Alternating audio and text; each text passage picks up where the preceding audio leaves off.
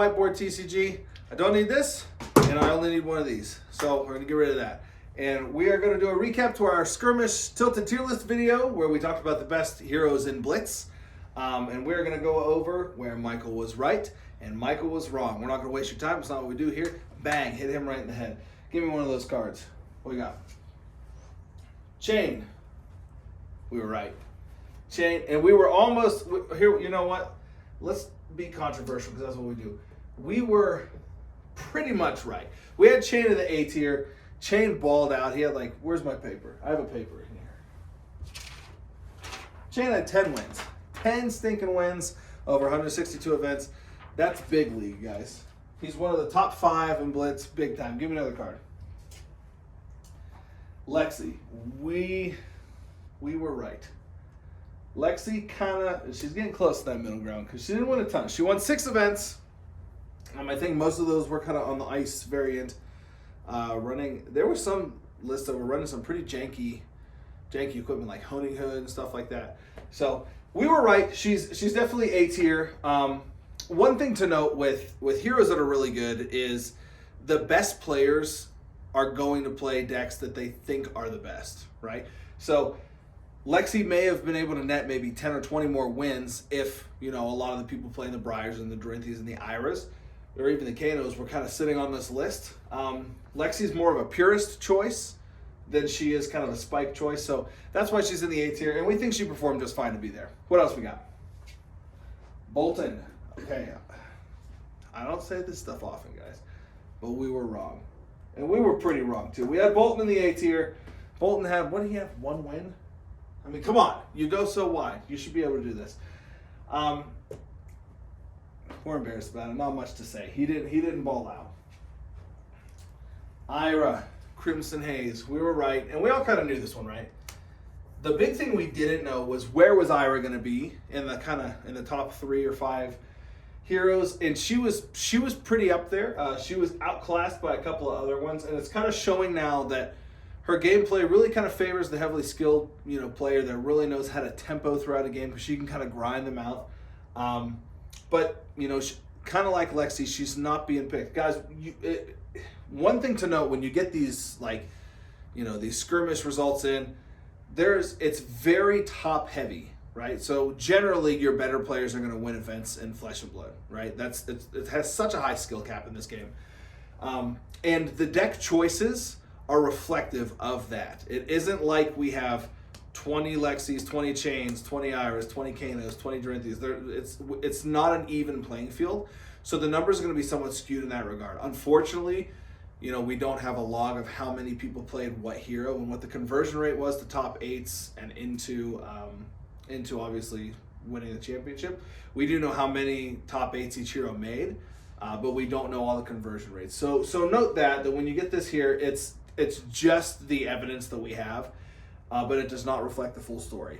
All right, what do we got next here? Oof. We had the Boogeyman with Chain, now we have the Boogie Woman, and boy does she boogie. 37 first place finishes and loads of top 8s, like overwhelming amounts of top 8s. This is what everybody was playing. We knew it was going to happen. We knew Briar was going to be big. But what's cool to note is the conversion rate to those championships, right? She had a lot of people that were kind of close on her tails, right? Ira was up there. We have a couple other ones we haven't mentioned yet that were up there. And she was played way more than the rest of them. So, something to talk about. Who we got? Katsu. One thing we know about the Ninja class is they have a really cool, really wide pool of viable cards. But Katsu won nigh a darn thing. And he is in where Michael was wrong. And it hurts. It hurts to say it, folks, because I feel like if more of us were playing Katsu, he'd be winning. But more of us were not playing Katsu. This is probably the big one. Look at him. Young'em himself. Old him. I was wrong. I put old him in the B tier. I thought it was a spicy choice. I thought that he was a little too defensive to really shine in Blitz. And it turns out that his defense, the way that he defends, the way that great players defend with him, is completely suited to Blitz. He really has a great matchup against all of the decks that are kind of in our top 5, kind of boogeymen or the big 5 for Skirmish, as Fab referred to it in their ban and restricted listings announcement. But I was way wrong. I was way wrong here. I thought Oldhim would maybe squeak out two or three wins. In the first week, he won the biggest skirmish. It was an online skirmish, had like 73 people, and he won that. And then he ended with 26 wins at the end of it. He is actually the 3rd best finishing hero. So dead wrong on Oldhim. Hand me the ones I was right. My goodness. Dash, I was wrong. I was wrong on Dash. Now, hear me out, okay? Number 1. She's my favorite. She's my absolute favorite hero. And I didn't play her either, right? Maybe I showed a little favoritism putting her in the A tier. I think it always comes down to how much people are playing these heroes, right? I think if she's played more, she wins a little bit more. But everything she does, there are heroes that just do it a little bit better in Blitz. So I was dead wrong, and it was a little bit of favoritism. Not my proudest moment. Who we got here? Kano. We were right? We were dead on with Kano. What did Kano get? He was top 5. He was definitely top 5. What do we have there? Kano had 18 wins. It's ridiculous. And he's ridiculously hard to play. There's a skill cap with Kano, and he would, honestly, guys, he would probably win more. The fact of the matter is Kano is such a difficult deck to play. Like, if there were tiers to how difficult, video idea, if there were tiers to how difficult each individual hero was, Kano's at the top, and it's by several tiers. He's harder than the next hardest hero. The cadencing, the sequencing, the understanding what's in your deck. It's not a deck that plays itself. You have to dig and know what you're digging for. It's ridiculous. The rule of thumb is that you have to play 100 games with Kano to learn how to play him, and 300 games to be good, and I think that might be an underestimation. Where's our last one? We have one more. Where is she? She wielded the Dawn Blade herself. You've got it. They've got it taped backwards, guys. You keep the amateurs. You got to work with. My gosh. Dorinthia. 2nd place, guys. 31 wins. 31 wins. Now and I want to point something out here. We kind of knew she was going to be there. We were dead on about it. We knew she was going to be S here. A couple of people were a little skeptical because of how Dorinthia has these really predictable linear lines of play, right? Especially in Classic Constructed, where it's getting easier and easier to play against her. Especially if you're so Dawnblade reliant and so Reprise reliant. She's really easy to block against if you know how to play against her, right?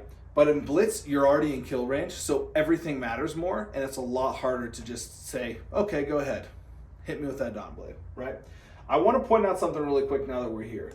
Let's talk about the difference between these two. Now, we know that Briar had 37 wins. We know that Dorinthia had 31 wins. But I think it was close to a 6-1 favoriting between top 8s with Briar than top 8s with Dorinthia. A lot of your best players are playing Briar. And not to kind of hijack the video, but there's a lot of people calling for bans on Briar, specifically for Classic Constructed because of her dominance through the national season. It's extremely important to note that the reason you're seeing so much of her and the reason she's winning so many things, the best players in the world are flocking to the best deck. We've seen this across TCG to TCG. It was Shane for a long time. We had some bannings. He was no longer recognized as the #1 guy. Briar now is not quite as potent or not as anti-fun to play against, but she's definitely up there in the power level. All of your best players, for the most part, unless there's some sort of purist, are going to be playing on the best deck, and that's what Briar is. Briar is a great matchup against the field. She kind of stinks in the Kano.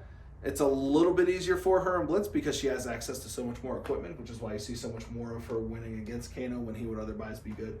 But that's why you're seeing such a discrepancy. Honestly, I think power level wise, I don't think that Briar's any more powerful in Blitz than any of these, what we would now refer to as S tier heroes, which Oldhim would definitely be on our S tier.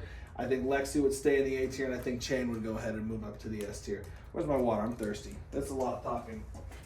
So, there you have it, guys. Where Michael was right, where Michael was wrong.